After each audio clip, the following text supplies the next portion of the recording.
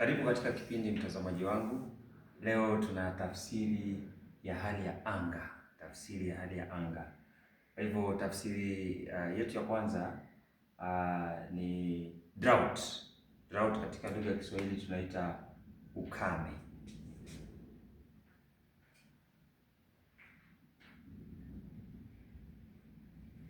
Tafsiri ya pili, heavy rains, wakati kuna mvua nyingi, tunaita katika lugha ya Kiswahili msimu wa masika.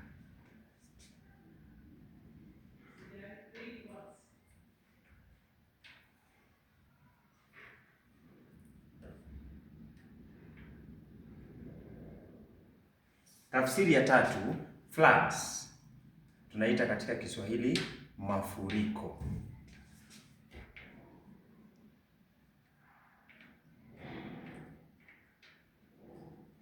Kumbuka, mafuriko huletwa na mvua nyingi.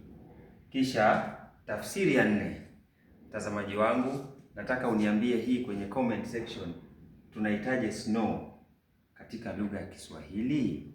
Snow katika lugha ya Kiswahili, tubanane pale kwenye sehemu ya comment section ili tuweze kujua zaidi.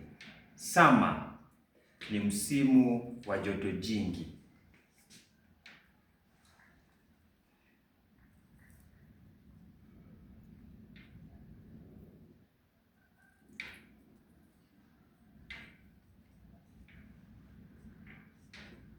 Autumn, nadhani hivyo ndivyo inafaa kuitwa autumn.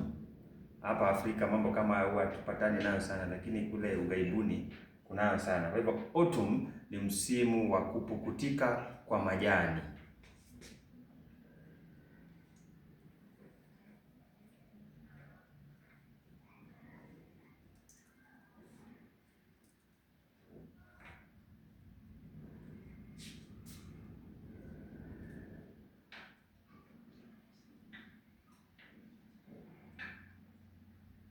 Kisha short rains ni msimu wa mvua ndogo ndogo. Short rains, msimu wa mvua ndogo ndogo.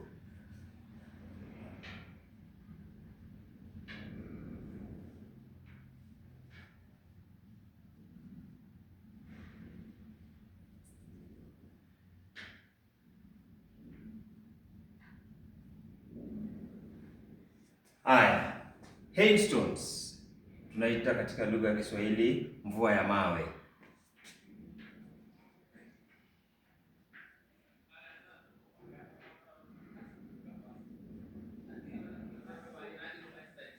Winter ni msimu wa baridi.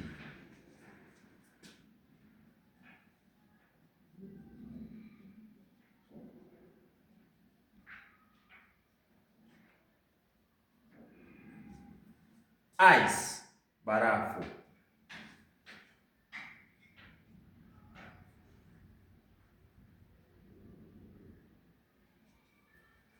Thunderstorm, ngurumo za radi.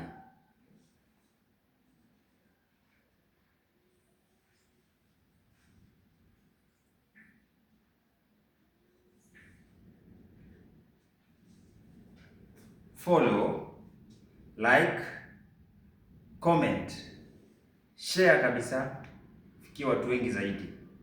Asanteni sana, nyinyi ni wa nguvu.